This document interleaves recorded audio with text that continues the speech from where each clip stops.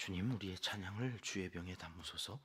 찬송가 412장으로 하나님께 찬송 올려드립니다.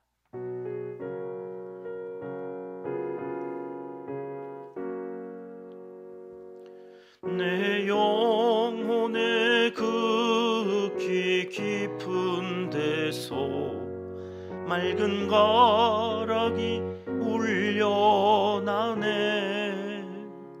하늘 곡조가 언제나 흘러나와 내 영혼을 고이 싸네.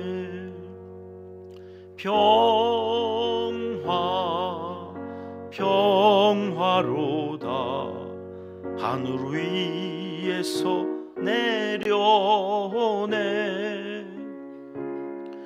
그 사랑의 물결이 영원토록 내 영혼을 덮으소서.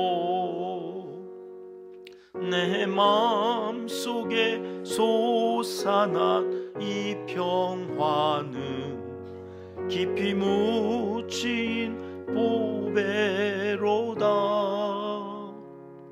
나의 보화를 캐내어 가져갈 자 그 아무도 없으리라.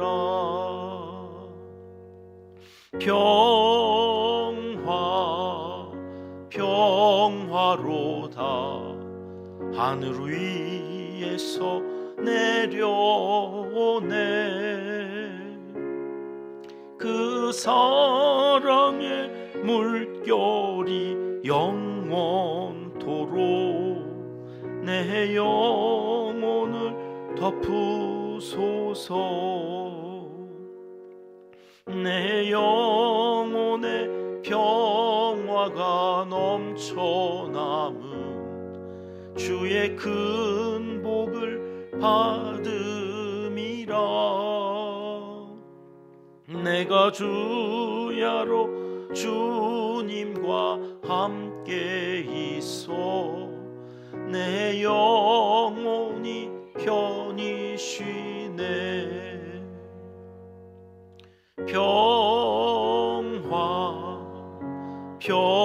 평화로다. 하늘 위에서 내려오네.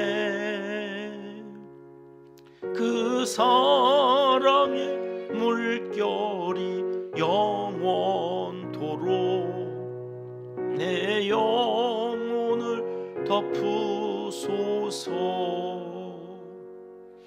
이 땅 위에 험한 길 가는 동안 참된 평화가 어디 있나.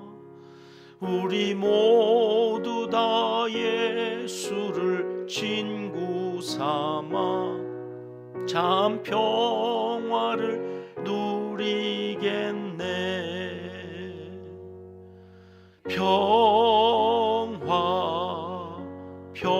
평화로다. 하늘 위에서 내려오네. 그 사랑의 물결이 영원토록 내 영혼을 덮으소서.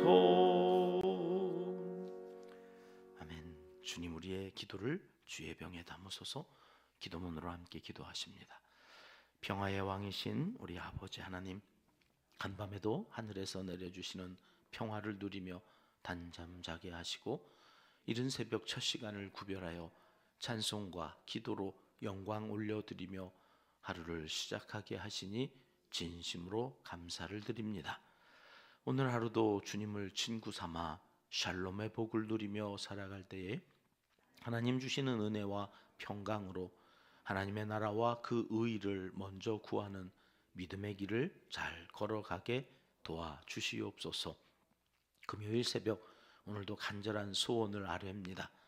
우리가 기도하는 환우들에게 큰 일을 행하여 주시옵소서.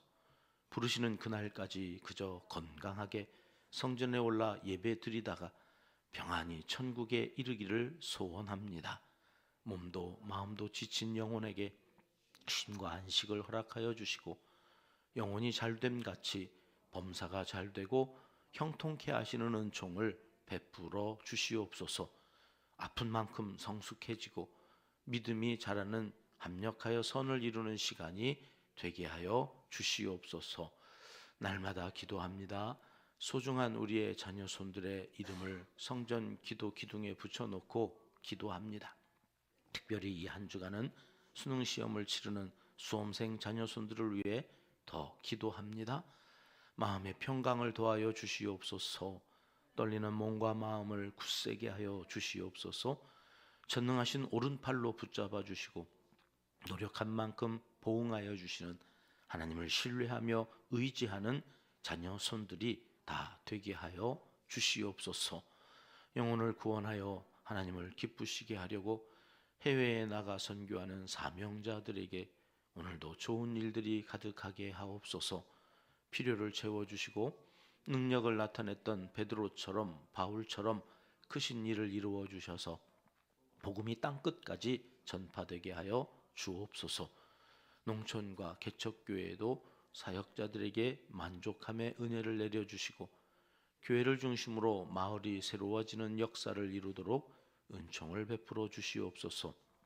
오직 주님과 함께하는 기쁨이 가득한 이 계절이 되게 하여 주시옵소서. 지난 한 주간에도 주님의 몸된 교회를 위해 이 모양 저 모양으로 수고한 이들의 헌신을 기억하여 주시옵소서.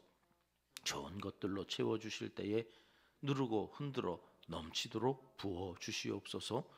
향기 편지를 돌리며 복음을 전하는 발걸음도 복되게 하여 주시길 소원합니다.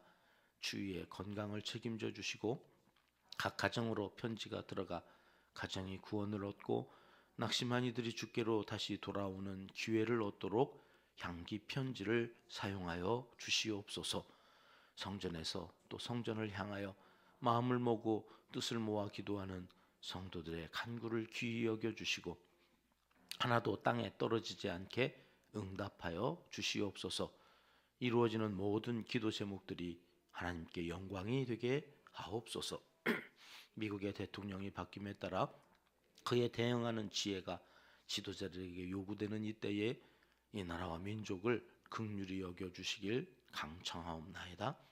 지도자들에게 지혜와 위기 대응 능력을 도하여 주시고 변화무쌍한 세계 정세에 발맞추어 이 나라를 이끌어갈 리더십을 갖추게 도와주시옵소서.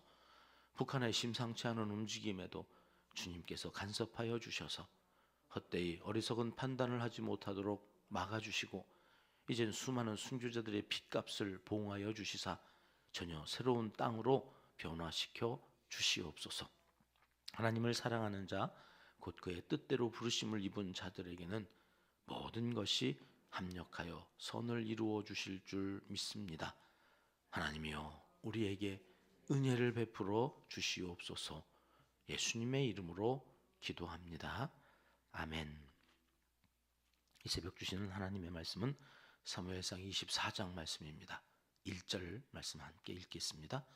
사울이 블레셋 사람을 쫓다가 돌아오매 어떤 사람이 그에게 말하여 이르되 보소서 다윗이 엔게디 광야에 있더이다 하니. 아멘. 어제 23장 14절에서는 하나님은 부르시고 소명, 그 역할을 맡기시고 사명이죠. 이 소명과 사명, 부르심에 응답하고 왜 나를 부르셨어요? 이 일을 위해서 불렀다. 그래서 맡겨주신 그 일들을 행하는 사람들을 어떻게 책임져 주시는가?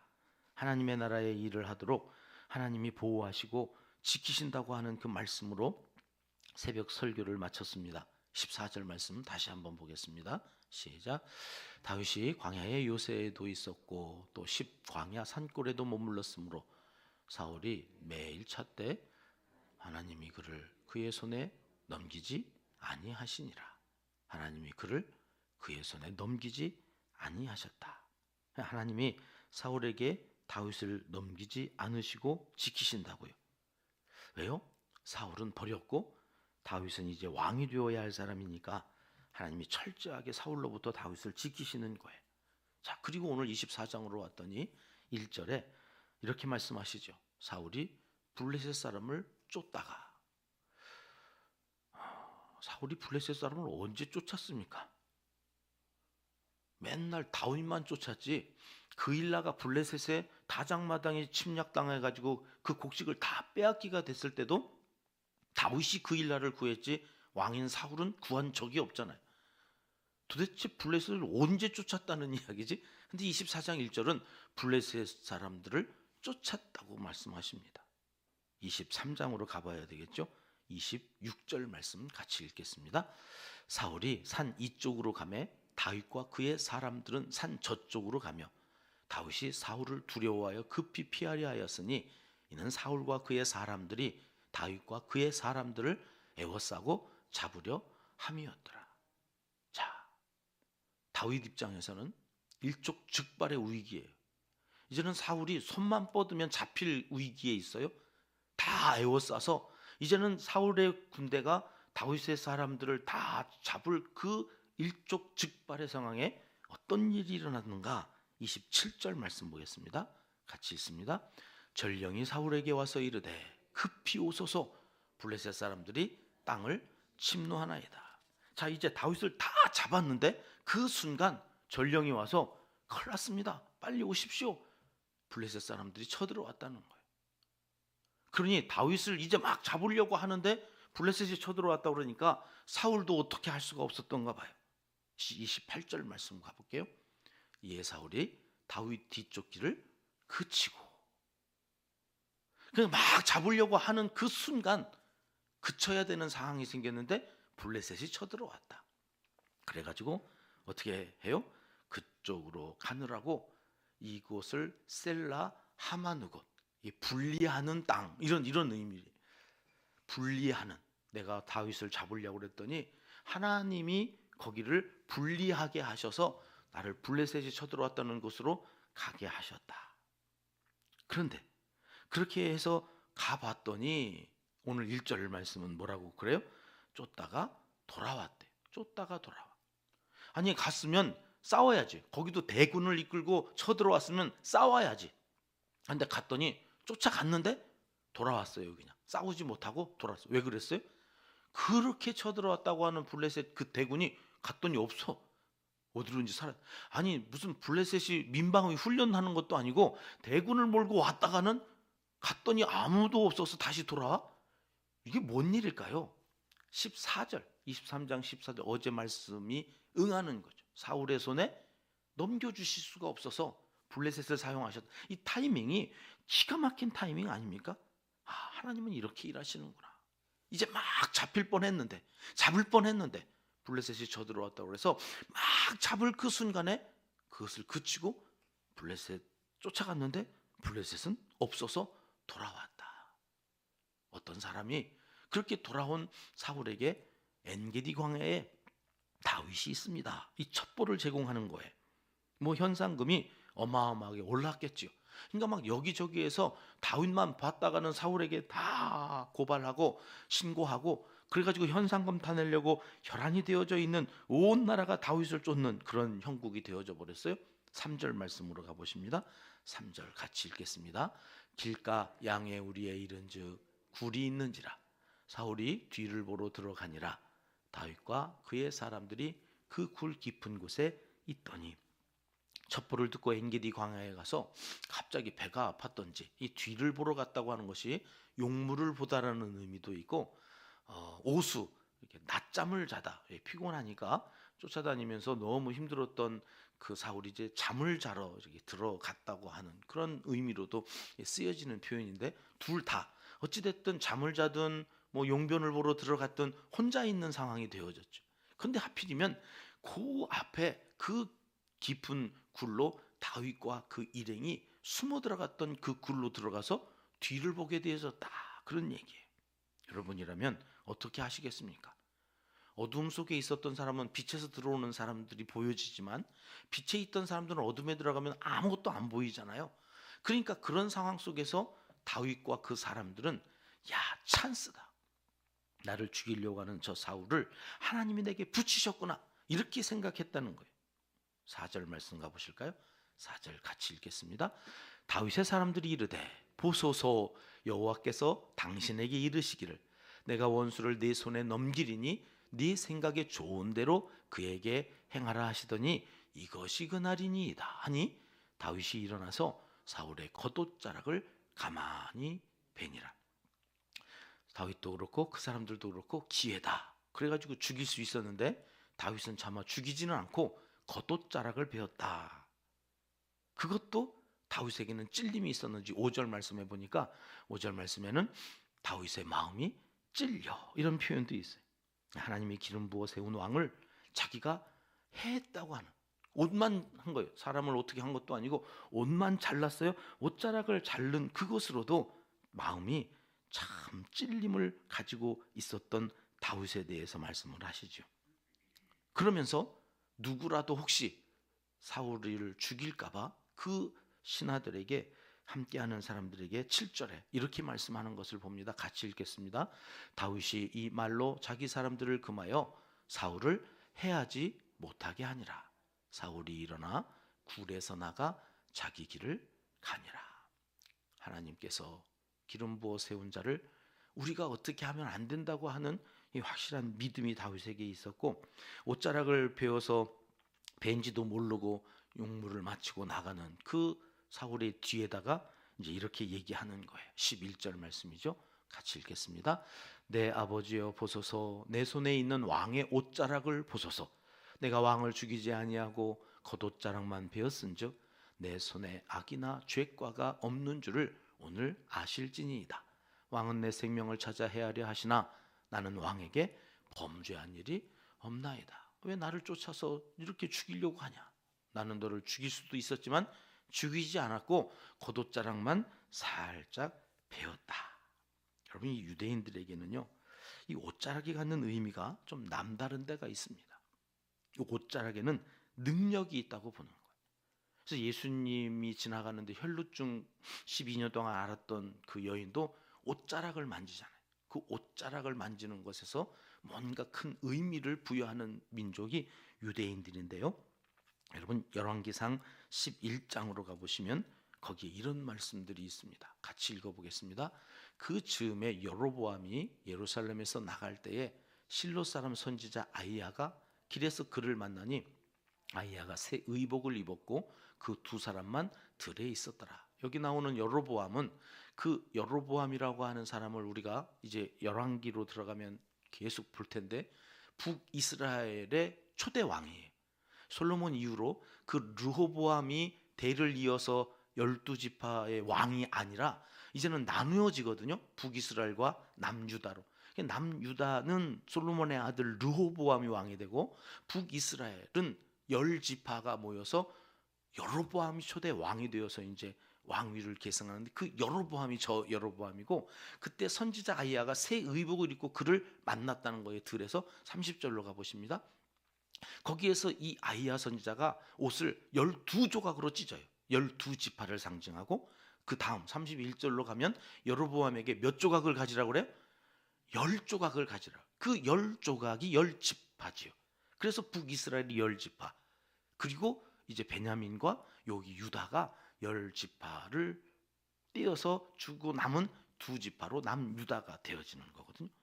옷자락 10조각을 갖는 게 10지파인데 오늘 지금 다윗은 누구의 옷자락을 베었어요? 사울 왕.